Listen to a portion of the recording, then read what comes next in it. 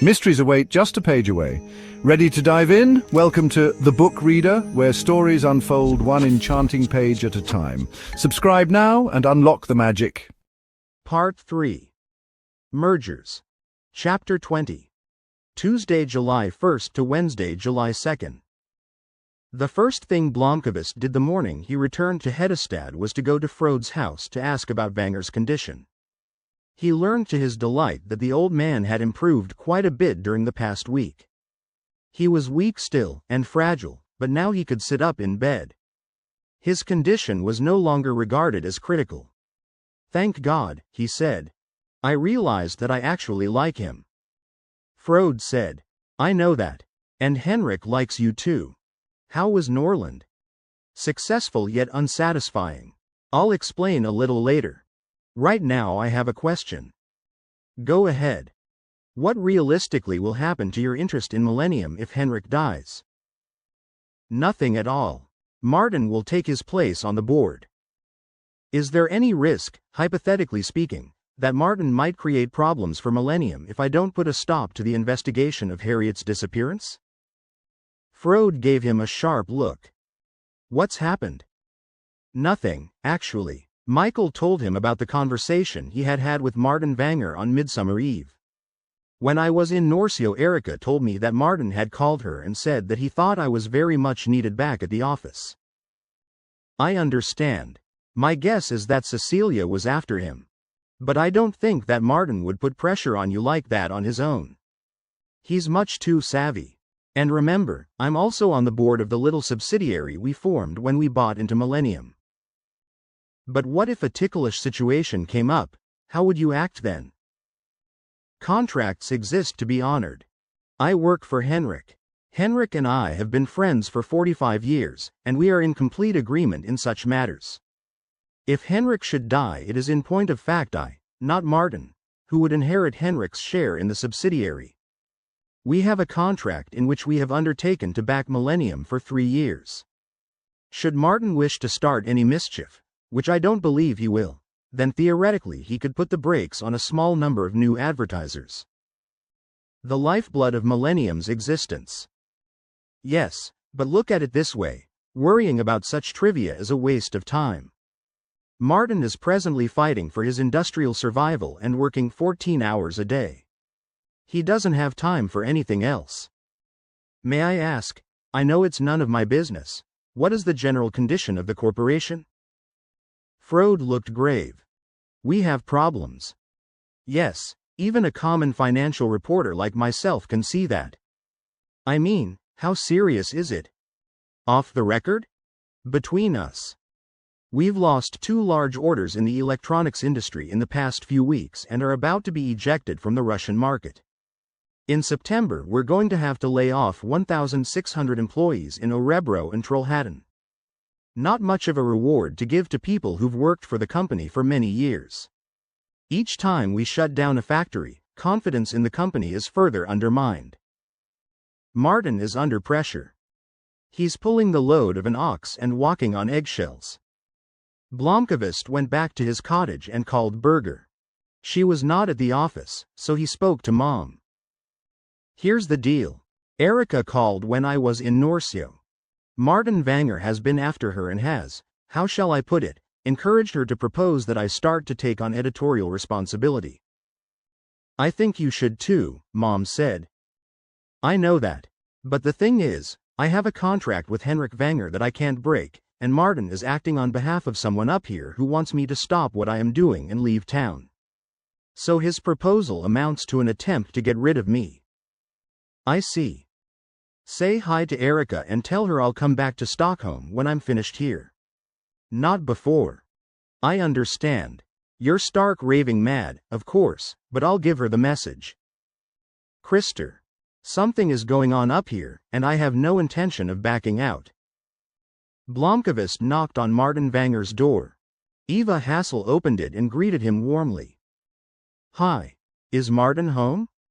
As if in reply to the question, Martin Vanger came walking out with a briefcase in his hand. He kissed Eva on the cheek and said hello to Mikael. "I'm on my way to the office. Do you want to talk to me?" We can do it later if you're in a hurry. Let's hear it. I won't be going back to Millennium's editorial board before I'm finished with the assignment that Henrik gave me. I'm informing you of this now so that you won't count on me being on the board before New Year's. Martin Vanger teetered back and forth for a bit. I see. You think I want to get rid of you. He paused. Mikael, we'll have to talk about this later. I don't really have time to devote to my hobby on Millennium's board, and I wish I'd never agreed to Henrik's proposal. But believe me, I'm going to do my best to make sure that Millennium survives. I've never had any doubt about that, Blomkvist said. If we make an appointment for sometime next week, we can go over the finances and I can give you my views on the matter. But my basic attitude is that Millennium cannot actually afford to have one of its key people sitting up here on Hedeby Island twiddling his thumbs. I like the magazine and I think we can make it stronger together, but you're crucial to that task. I've wound up in a conflict of loyalties here. Either I follow Henrik's wishes or carry out my job on Millennium's board. Blomkvist changed into his tracksuit and went for a run out to the fortress and down to Gottfried's cabin before he headed home at a slower pace along the water. Frode was sitting at the garden table. He waited patiently as Mikael drank a bottle of water and toweled the sweat from his face. That doesn't look so healthy in this heat. Oh, come on, Blomkvist said. I was wrong. Cecilia isn't the main person who's after Martin. It's Isabella. She's busy mobilizing the Vanger clan to tar and feather you and possibly burn you at the stake too. She's being backed up by Berger. Isabella? She's a malicious, petty woman who doesn't like other people in general. Right now it seems that she detests you in particular. She's spreading stories that you're a swindler who duped Henrik into hiring you, and that you got him so worked up that he had a heart attack. I hope no one believes that? There's always someone willing to believe malicious rumors. I'm trying to work out what happened to her daughter, and she hates me. If Harriet were my daughter, I would have reacted a bit differently. At 2 o'clock in the afternoon, his mobile rang. Hello, my name is Connie Torsen and I work at the Hedestad Courier. Do you have time to answer a few questions? We got a tip that you're living here in Hedeby. Well, Herr Torsen, your tip machine is a little slow. I've been living here since the first of the year. I didn't know that. What are you doing in Hedestad? Writing. And taking a sort of sabbatical. What are you working on? You'll find out when I publish it. You were just released from prison? Yes? Do you have a view on journalists who falsify material? Journalists who falsify material are idiots. So in your opinion you're an idiot? Why should I think that? I've never falsified material. But you were convicted of libel. So? Torsen hesitated long enough that Blomkvist had to give him a push. I was convicted of libel, not of falsifying material. But you published the material. If you're calling to discuss the judgment against me, I have no comment. I'd like to come out and do an interview with you. I have nothing to say to you on this topic. So you don't want to discuss the trial? That's correct, he said, and hung up. He sat thinking for a long time before he went back to his computer.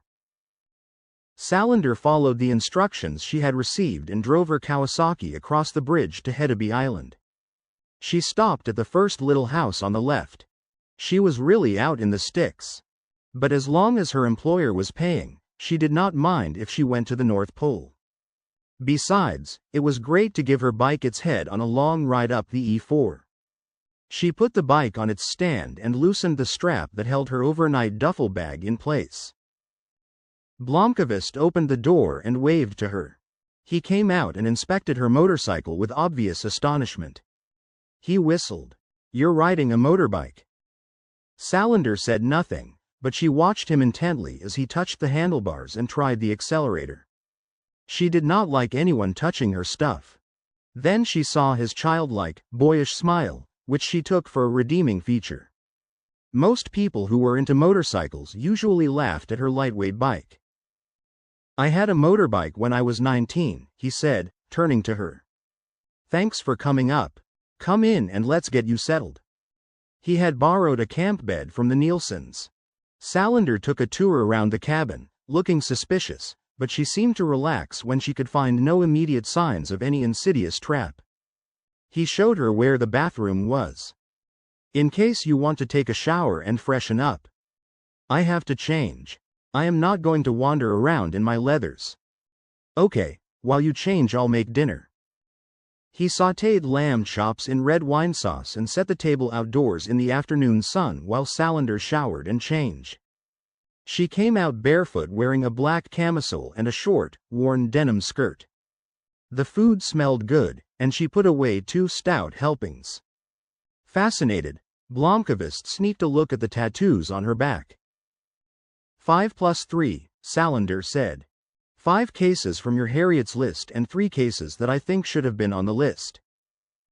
Tell me. I've only been on this for 11 days, and I haven't had a chance to dig up all the reports. In some cases the police reports had been put in the National Archive, and in others they're still stored in the local police district. I made 3 day trips to different police districts, but I didn't have time to get to all of them. The 5 are identified. Salander put a solid heap of paper on the kitchen table, around 500 pages. She quickly sorted the material into different stacks. Let's take them in chronological order. She handed Blomkvist a list. 1949. Rebecca Jacobson, Hedestad, 30,112. 1954. Mari Holmberg, Kalmar, 32,018. 1957. Rachel Lundy, Landskrona, 32,027. 1960. Magda. Lovisa Schuberg, Karlstad, 32,016. 1960.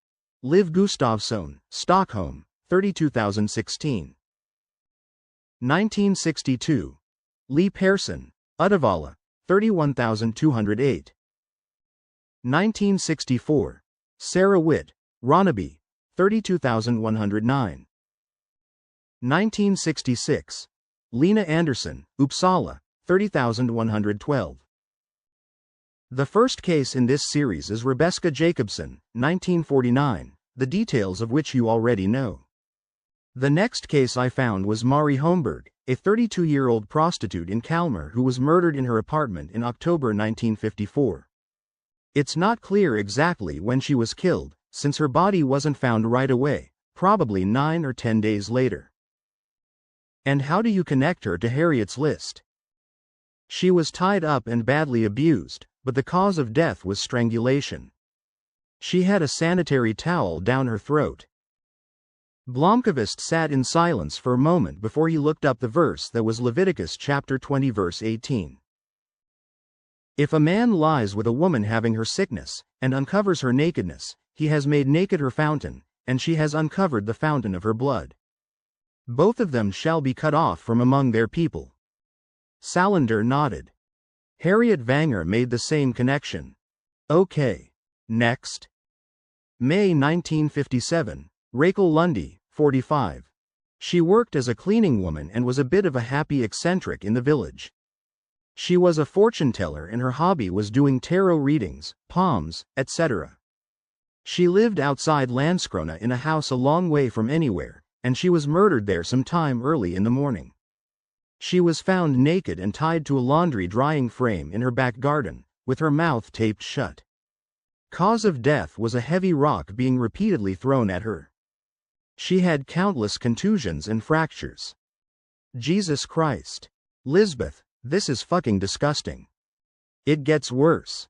The initials RL are correct. You found the Bible quote? Overly explicit. A man or woman who is a medium or wizard shall be put to death. They shall be stoned with stones, their blood shall be upon them. Then there's Schuberg in Ranmo outside Karlstad. She's the one Harriet listed as Magda. Her full name was Magda Lovisa, but people called her Lovisa. Blomkvist listened while Salander recounted the bizarre details of the Karlstad murder. When she lit a cigarette he pointed at the pack, and she pushed it over to him. So the killer attacked the animal too? The Leviticus verse says that if a woman has sex with an animal, Both must be killed.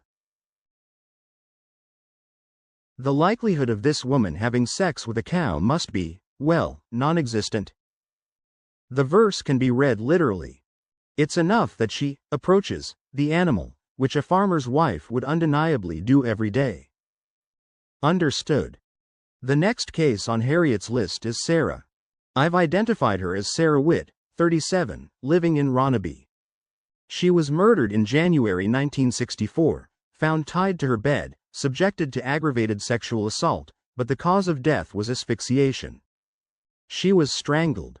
The killer also started a fire, with the probable intention of burning the whole house down to the ground, but part of the fire went out by itself, and the rest was taken care of by the fire service, who were there in a very short time. And the connection? Listen to this. Sarah Witt was both the daughter of a pastor and married to a pastor. Her husband was away that weekend. And the daughter of any priest, if she profanes herself by playing the harlot, profanes her father. She shall be burned with fire. Okay. That fits on the list. You said you'd found more cases. I've found 3 other women who were murdered under such similarly strange circumstances, and they could have been on Harriet's list. The first is a young woman named Liv Gustafsson. She was 22 and lived in Farsta. She was a horse-loving girl. She rode in competitions and was quite a promising talent. She also owned a small pet shop with her sister. She was found in the shop. She had worked late on the bookkeeping and was there alone. She must have let the killer involuntarily. She was raped and strangled to death. That doesn't sound quite like Harriet's list, does it? Not exactly, if it weren't for one thing. The killer concluded his barbarities by shoving a parakeet up her vagina and then let all the animals out into the shop. Cats, turtles, white mice, rabbits, birds. Even the fish in the aquarium. So it was quite an appalling scene her sister encountered in the morning. Blomkvist made a note. She was murdered in August 1960, 4 months after the murder of the farmer's wife Magda Lovisa in Karlstad. In both instances they were women who worked professionally with animals, and in both cases there was an animal sacrifice. The cow in Karlstad may have survived, but I can imagine it would be difficult to stab a cow to death with a knife. A parakeet is more straightforward. And besides, there was an additional animal sacrifice. What? Salander told the story of the pigeon murder of Lee Persson. Blomkvist sat for so long in silence and in thought that even Salander grew impatient. I'll buy your theory, he said at last. There's one case left. A case that I discovered by chance. I don't know how many I may have missed. Tell me about it. February 1966 in Uppsala. The victim was a 17-year-old gymnast called Lena Andersson. She disappeared after a class party and was found 3 days later in a ditch on the Uppsala plain, quite a way out of town. She had been murdered somewhere else and her body dumped there. This murder got a lot of attention in the media, but the true circumstances surrounding her death were never reported. The girl had been grotesquely tortured. I read the pathologist's report. She was tortured with fire. Her hands and breasts were atrociously burned, and she had been burned repeatedly at various spots all over her body. They found paraffin stains on her, which showed that candles had been used, but her hands were so charred that they must have been held over a more powerful fire. Finally, the killer sawed off her head and tossed it next to the body. Blomkvist blanched. "Good Lord," he said. I can't find any Bible quote that fits, but there are several passages that deal with a fire offering and a sin offering, and in some places it's recommended that the sacrificial animal, most often a bull, be cut up in such a way that the head is severed from the fat. Fire also reminds me of the first murder of Rebecca here in Hedestad. Towards evening, when the mosquitoes began to swarm, they cleared off the garden table and moved to the kitchen to go on with their talk. The fact that you didn't find an exact Bible quotation doesn't mean much. It's not a matter of quotations. This is a grotesque parody of what is written in the Bible. It's more like associations to quotations pulled out of context. I agree. It isn't even logical. Take for example the quote that both have to be cut off from their people if someone has sex with a girl who's having her period. If that's interpreted literally, the killer should have committed suicide. So where does all this lead? Blomkvist wondered aloud. Your Harriet either had quite a strange hobby or else she must have known that there was a connection between the murders. Between 1949 and 1966, and maybe before and after as well. The idea that an insanely sick sadistic serial killer was slaughtering women for at least 17 years without anyone seeing a connection sounds utterly unbelievable to me. Salander pushed back her chair and poured more coffee from the pot on the stove. She lit a cigarette. Mikael cursed himself and stole another from her. No, it's not so unbelievable, she said, holding up one finger. We have several dozen unsolved murders of women in Sweden during the 20th century. That professor of criminology, Persson, said once on TV that serial killers are very rare in Sweden, but that probably we have had some that were never caught. She held up another finger. These murders were committed over a very long period of time and all over the country. 2 occurred close together in 1960, but the circumstances were quite different. A farmer's wife in Karlstad and a 22-year-old in Stockholm. 3 fingers. There is no immediately apparent pattern. The murders were carried out at different places and there is no real signature, but there are certain things that do recur. Animals, fire, aggravated sexual assault, and, as you pointed out, a parody of biblical quotations. But it seems that not one of the investigating detectives interpreted any of the murders in terms of the Bible. Blomkvist was watching her. With her slender body, her black camisole, the tattoos, and the rings piercing her face, Salander looked out of place, to say the least, in a guest cottage in Hedeby. When he tried to be sociable over dinner, she was taciturn to the point of rudeness. But when she was working she sounded like a professional to her fingertips. Her apartment in Stockholm might look as if a bomb had gone off in it, but mentally Salander was extremely well organized.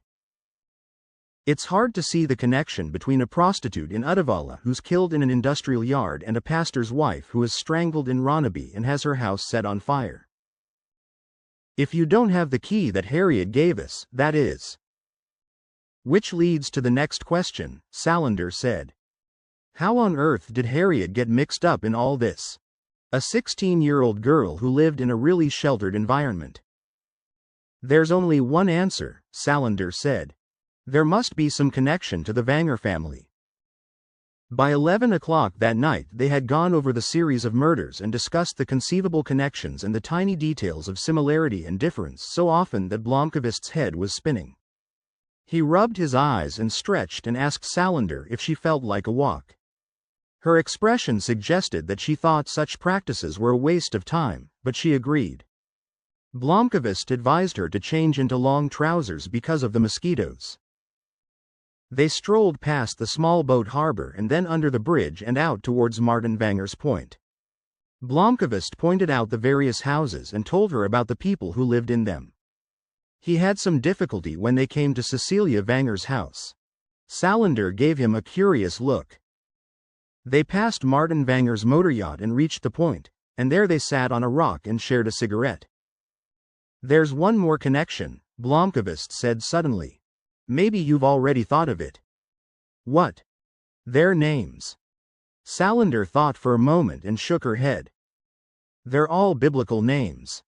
Not true, she said. Where is there a Liv or Lena in the Bible? They are there. Liv means to live, in other words Eva. And come on. What's Lena short for? Salander grimaced in annoyance. He had been quicker than she was. She did not like that. Magdalena, she said. The whore, the first woman, the Virgin Mary, they're all there in this group. This is so freaky it'd make a psychologist's head spin. But there's something else I thought of with regard to the names. Salander waited patiently. They're obviously all traditional Jewish names. The Vanger family has had more than its share of fanatical anti-Semites, Nazis, and conspiracy theorists. The only time I met Harold Vanger he was standing in the road snarling that his own daughter was a whore. He certainly has problems with women. When they got back to the cabin, they made a midnight snack and heated up the coffee. Mikael took a look at the almost 500 pages that Dragan Armansky's favorite researcher had produced for him. "You've done a fantastic job of digging up these facts in such a short time," he said. "Thanks. And thanks also for being nice enough to come up here and report on it." "What happens now?" Salander wanted to know. "I'm going to talk to Dirch Frode tomorrow and arrange for your fee to be paid." "That wasn't what I meant." Blomkvist looked at her. "Well, I reckon the job I hired you for is done," he said. "I'm not done with this." Blomkvist leaned back against the kitchen wall and met her gaze. He couldn't read anything at all in her eyes. For half a year he had been working alone on Harriet's disappearance, and here was another person, an experienced researcher, who grasped the implications. He made the decision on impulse.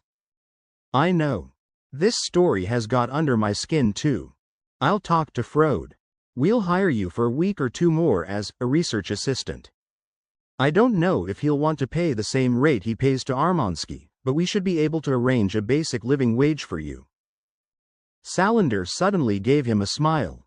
She had no wish to be shut out and would have gladly done the job for free. "I'm falling asleep," she said, and without further ado she went to her room and closed the door. 2 minutes later she opened the door and put out her head. "I think you're wrong. It's not an insane serial killer who read his Bible wrong. It's just a common or garden bastard who hates women." And that marks the end of the current chapter. Thank you for listening to The Book Reader. Stay tuned for the next episode tomorrow. Please subscribe for updates.